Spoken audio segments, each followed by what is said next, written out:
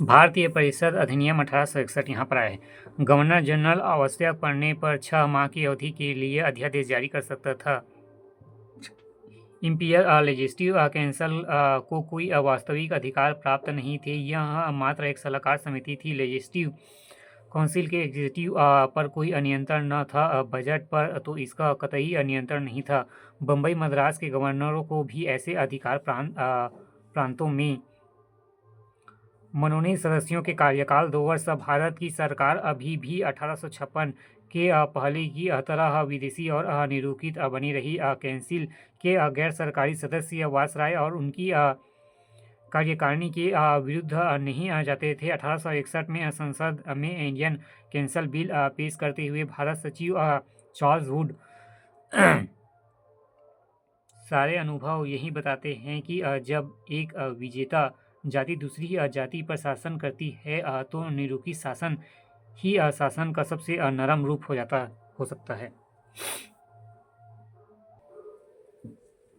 भारतीय परिषद अधिनियम 1892 संवैधानिक आवश्यकताओं के साथ ही 1892 का अधिनियम कांग्रेस के उदारवादी नेताओं की मांग का परिणाम था। लॉर्ड चैनेस की अध्यक्षता में बनी कमेटी की सिफारिशों के आधार पर भारत सचिव लॉर्ड क्रॉस के सुझाव पर पेश धाराएं इंपीरियल लेजिस्लेटिव काउंसिल के अतिरिक्त सदस्यों की संख्या कम से कम 10 और अधिक से अधिक 16 करने का प्रावधान, प्रांतीय विधिकाओं और अतिरिक्त सदस्यों की संख्या 8 से 20 रखी गई।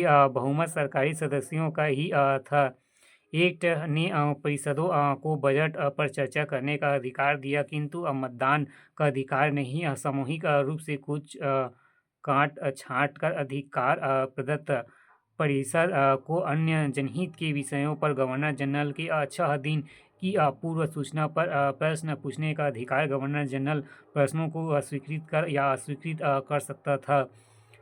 गैर सरकारी सदस्य कुल सदस्यों का 2/5 की नियुक्ति सिद्धांत और प्रत्यक्ष निर्वाचन से होनी थी।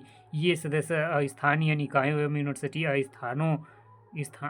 स्नातकों चैम्बर्स ऑफ कॉमर्स द्वारा निर्वाचित होने थे, जिनका वायसराय द्वारा मनोनीत किया जाना था। यही ऐसे सदस्यों के लिए मनोनीत शब्द का ही इस्तेमाल किया गया था।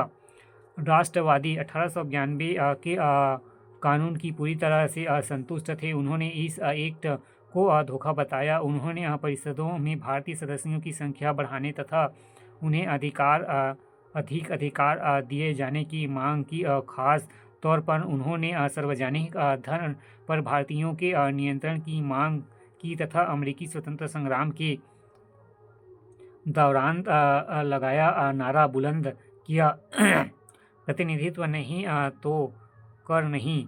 मदन मोहन मालवीय इस अधिनियम को भारतीय को उनके देश की शासन व्यवस्था में कोई वास्तविक अधिकार प्राप्त नहीं हुए।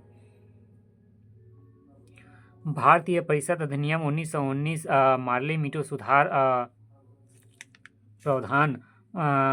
भारत सचिव को काउंसिल में 2 भारतीय एवं गवर्नर जनरल की काउंसिल में 1 भारतीय की नियुक्ति की व्यवस्था की गई। श्री सत्येंद्र प्रसन्न सिन्हा वायसराय की कार्यकारिणी से पहले भारतीय सदस्य बनाए गए।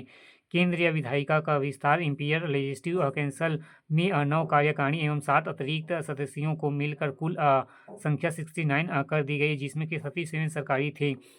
निर्वाचितों में से 13 का निर्माण साधारण निर्वाचन मंडल से, 2 का निर्वाचन चैम्बर्स ऑफ कॉमर्स के द्वारा तथा 12 विशेष वर्ग से, जिसमें 6 पृथक मुस्लिम निर्वाचन द्वारा 6 जमींदारों द्वारा चुने जाते थे।